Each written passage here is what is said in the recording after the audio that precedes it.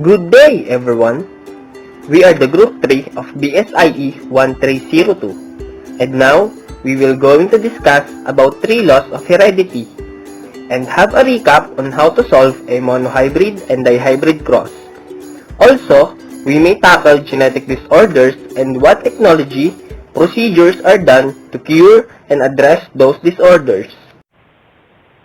Before we discuss the 3 laws of heredity, we may first introduce who is Gregor Johann Mendel or Gregor Mendel, also known as the father of genetics. He is born in Austria in July 22, 1822 and died on January 6, 1884 at the age of 61. Gregor Mendel was an Austrian monk who discovered the basic principles of heredity through experiments in his garden. Mendel's observation became the foundation of modern genetics and the study of heredity, and he is widely considered a pioneer in the field of genetics. And by here, he produced the 3 laws of inheritance. First is law of segregation, law of independent assortment, and the last is the law of dominance.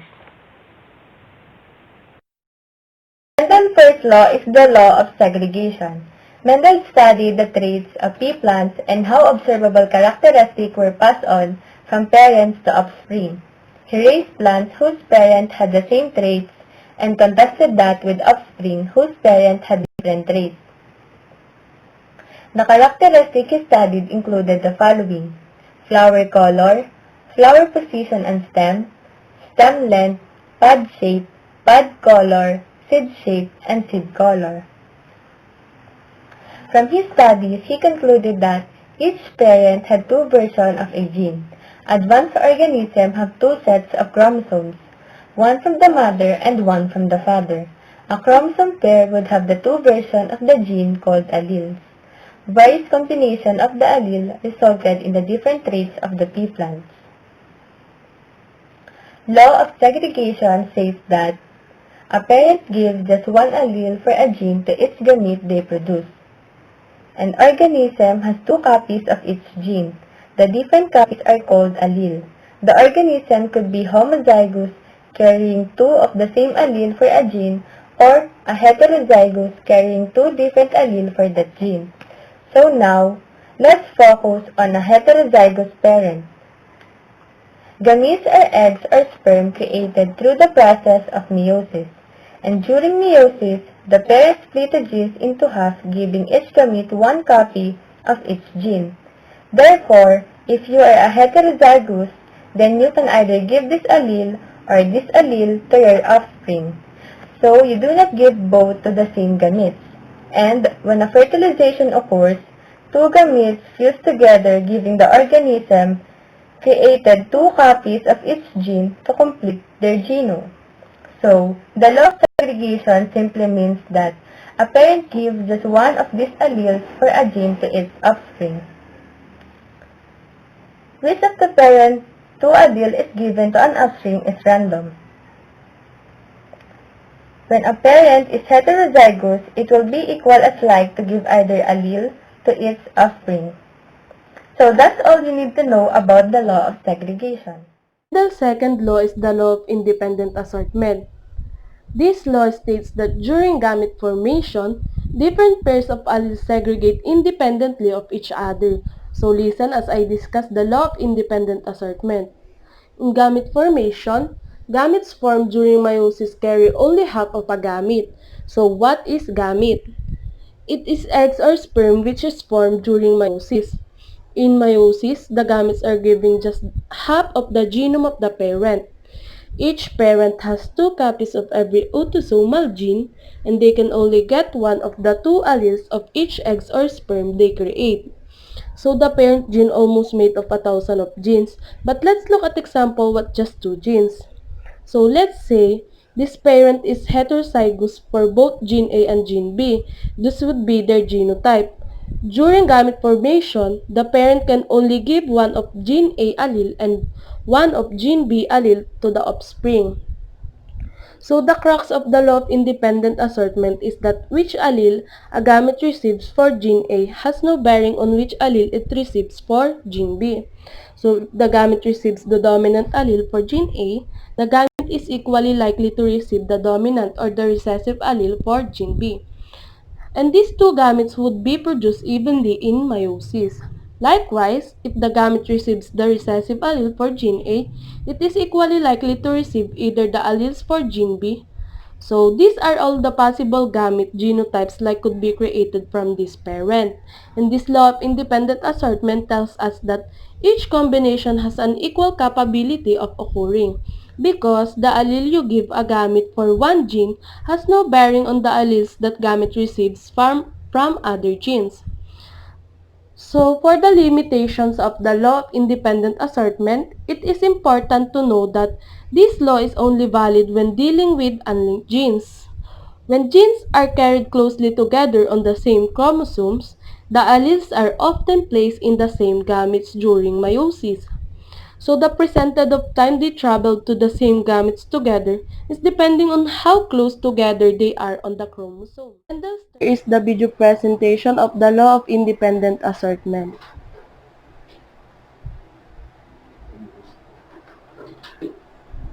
We can use a diploid cell with just two pairs of chromosomes to illustrate a genetics concept called independent assortment. We will track the movement during meiosis of the cell's two pairs of homologous chromosomes. Before meiosis begins, the cell synthesizes new DNA and thereby replicates each chromosome. Early in meiosis, the pairs associate. Note that the chromosomes in a pair are not quite identical. In one pair, for example, one chromosome carries a recessive allele of a gene, such as a little s, and the other carries a dominant allele, such as a big S. The two pairs line up at the cell's midplane during metaphase 1 and may adopt one of two alternative alignments. The alignments provide the basis for independent assortment. The cell may adopt alignment 1, in which the little s and the big Y alleles end up in the same daughter cell. Or the cell may adopt alignment 2, in which the little s and big Y alleles end up in separate daughter cells.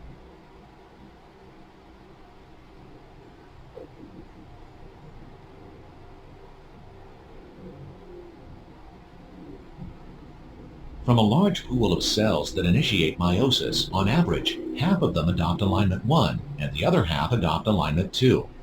During the second half of meiosis, the two cells from each alignment divide into 4 haploid cells.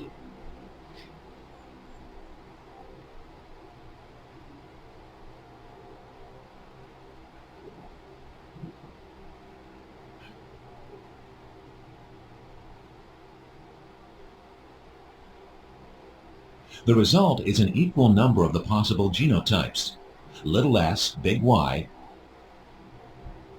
big S, little y, little s, little y, and big S, big Y. Because there are equal numbers of genotypes, we can say that the alleles of the S and Y genes assort independently during meiosis. Note that alleles of different genes always sort independently if the genes reside on different chromosomes, but not necessarily if they reside on the same chromosome. Mendel's third law is the law of dominance. Mendel's law of dominance states that in a heterozygote, one trait will conceal the presence of another trait for the same characteristic. Rather than both alleles contributing to a phenotype, the dominant allele will be expressed exclusively. So this law says that when an organism is heterozygous for a trait, meaning it has two different alleles for that gene, so the allele that is expressed is the dominant one. It is one of the principles of Mendelian inheritance alongside the law of segregation and the law of independent assortment.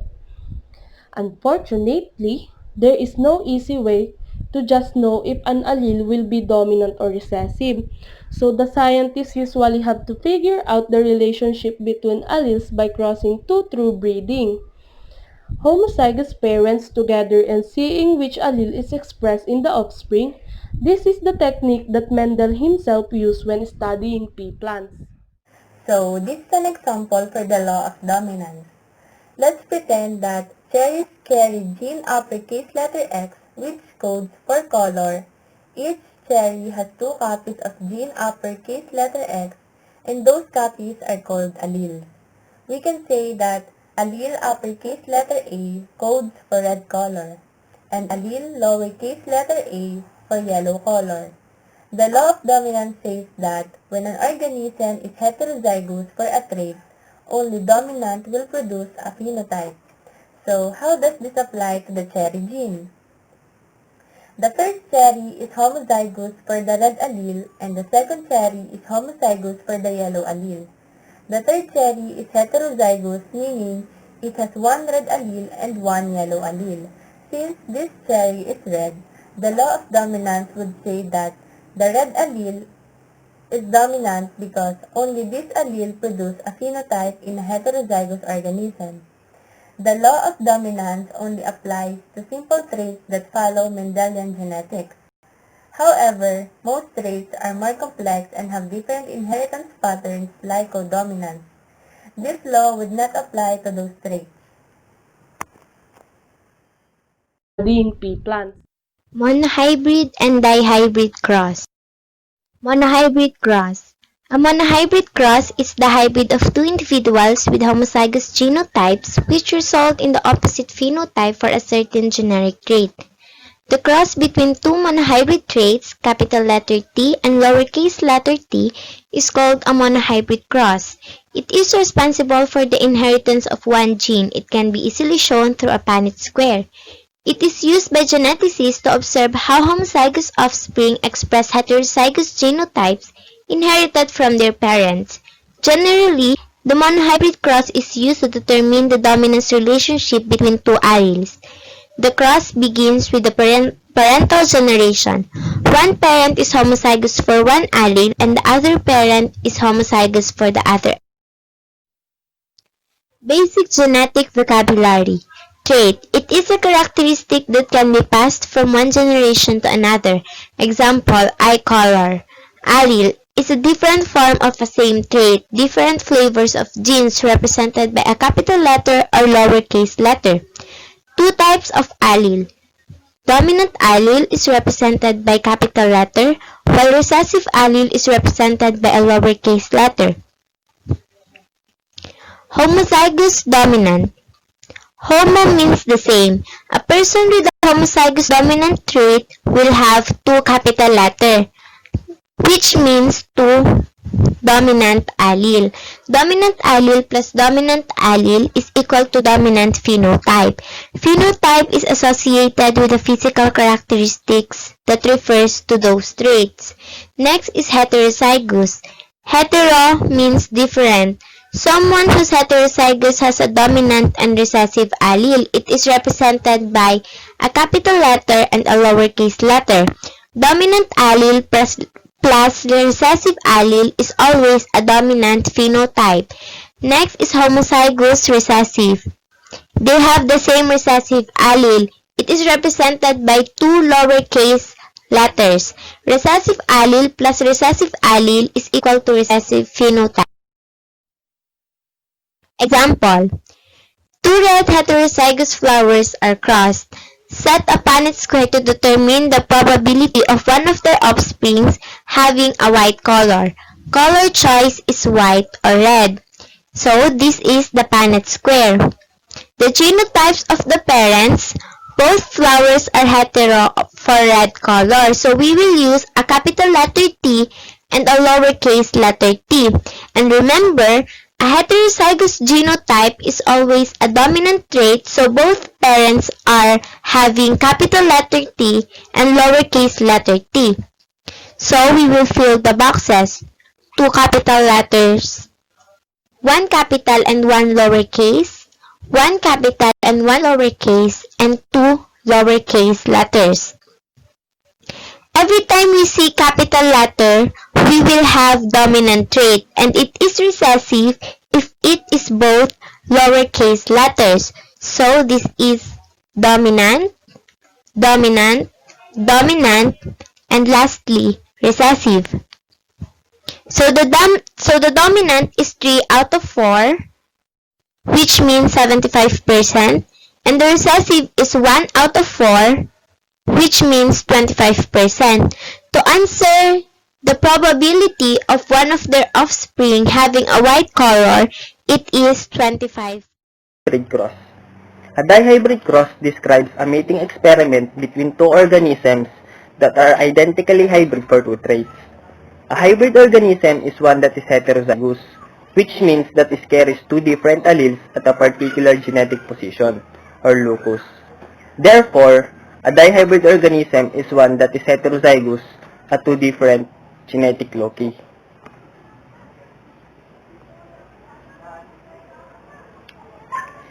So, for the example problem, a short pea plant is heterozygous for pod color is crossed with a heterozygous tall plant with yellow pods. What are the chances of getting a short and yellow offspring? So, ang gagawin natin ay dihybrid cross, kung saan ito yung crossing o tracking at the same time. So, dito po, based on the problem, tall is dominant. Kaya po pwede natin isulat na big T for tall at small t naman for short. So, ang green ay dominant pod color. Kaya ito ay pwede nating isulat na big G for green at small g naman for yellow. So, a short pea plant that is heterozygous for pod color as your first parent. So, if you're short, you must have two recessive alleles for being short. At sa iyong heterozygous for pod color, you have big G at little g. Sa heterozygous tall naman, the second parent tall, meron tayong big T at little t. Sa yellow pod color naman na recessive, meron tayong little g at little g. So, ito yung dalawang parent na genotypes. So, again, a dihybrid is ay two traits at the same time. So, ang ating dihybrid Punnett square ay 4x4. So, as we can see, the parent genotype, to set up a dihybrid, kailangan nating i-separate yung alleles gaya ng sa meiosis. So, i-set up muna natin yung potential parent gametes on the top and on the side ng ating Punnett square. So, the easiest way that is preferred to use is to do a FOIL method sa parent's genotype. So, on the top of the Punnett square, meron tayong little t at big G, little t at little g, little t at big G, and lastly, little t at little g. Tapos, gagawin natin ulit yon sa second parent on the side of the Punnett square. So, meron tayong big T at little g, big T at little g, little t at little g, and lastly, little t at little g. So, kung mapapansin natin, no T's are together and no G's are together. Because again, meiosis dictates that they are decided separately when making gametes. So, nailagay ko na yung combination ng parents' genotype. So, looking at potential phenotypes among offspring, some possibilities. You could be tall and green. So, pag kinot natin, meron siyang 4. Sa tall and yellow, meron ding 4. Short and green, meron ding 4. And lastly, short and yellow, meron ding 4. Sa ganitong particular na dihybrid, you could expect a 1-to-1-to-1-to-1 ratio among offspring 4-to-4-to-4-to-4, reducing to 1-to-1-to-1-to-1. Pwede rin nating isulat ang 25% for possible phenotypes tall and green versus tall and yellow versus short and green versus short and yellow. So again, getting a dihybrid is the hardest part. Pero once na na-set up mo na, it is a lot more doable. So ayun na nga yung pagkuha ng dihybrid cross. Disorder is a disease caused in whole or in part by a change in the DNA sequence away from the normal sequence. It can be caused by a mutation in one or in multiple genes, by a combination of gene mutations and environmental factors, or by damage to chromosomes. and these are the list of genetic disorders. First, alpha-1 antitrypsin deficiency. Alpha-1 antitrypsin deficiency, or AATD, is an inherited condition that causes low levels of, or no, alpha-1 antitrypsin in the blood. Alpha-1 antitrypsin is a protein that is made in the liver. The liver releases this protein into the bloodstream. AAT protects the lungs so they can work normally. Without enough AAT, the lungs can be damaged, and this damage may make breathing difficult. Treatment. Treatments for AATD include bronchodilators and prompt treatment with antibiotics for upper respiratory tract infections. Lung transplantation may be an option for those who develop end-stage lung disease. Replacement augmentation therapy with the missing AAT protein is available, although it is used only under special circumstances. It is not known how effective this is once disease has developed or which people would benefit most. Treatment of alpha-1 antitrypsin deficiency is based on a person's symptoms, and this is the picture of bronchodilator. Second, hereditary hemochromatosis. Hereditary hemochromatosis is a genetic disease that alters the body's ability to regulate iron absorption. A child who inherits 2 copies of a mutated gene, one from each parent, is highly likely to develop the disease. Sometimes, it is called iron overload. Treatment. The disease is treated by removing blood, known as phlebotomy, from the patient in order to lower the overall level of iron in the blood. The patient undergoes phlebotomy frequently to lower the level of iron. After this initial phase, phlebotomies are performed only as needed to keep iron levels normal. When phlebotomy is started early in the course of the illness, it can prevent most complications. But even if phlebotomy is begun after complications have occurred, the treatment can still decrease symptoms and improve life expectancy. And this is the picture of phlebotomy, which is treated by removing blood from the patient. Third, Hunter syndrome or MPS. Hunter syndrome is a condition that affects many different parts of the body and occurs almost exclusively in males. It is a progressively debilitating disorder. However, the rate of progression varies among affected individuals. Hunter syndrome affects the brain and how the person looks, like large round cheeks, broad nose, thick lips, bushy eyebrows, large head, and thick tough skin. Treatment. Enzyme replacement therapy or ERT can help slow the disease for boys with milder Hunter syndrome. It replaces the protein their body doesn't make. ERT can help improve walking, climbing stairs, and the ability to keep up in general, movement in stiff joints, breathing, growth, hair and facial features. ERT is the first treatment for kids whose brains are infected. It doesn't slow the disease in the brain. And this is a picture of enzyme replacement therapy. Fourth, sickle cell disease. Sickle cell disease is a group of disorders that affects hemoglobin, the molecules in red blood cells that delivers oxygen to cells throughout the body. People with this disorder have atypical hemoglobin molecules called hemoglobin S, which can distort red blood cells into a sickle or crescent shape. Treatment. The only cure for SCD is bone marrow or stem cell transplant. Bone marrow is a soft, fatty tissue inside the center of the bones where blood cells are made. A bone marrow or stem cell transplant is a procedure that takes healthy cells that form blood from one person, the donor, and puts them into someone whose bone marrow is not working properly.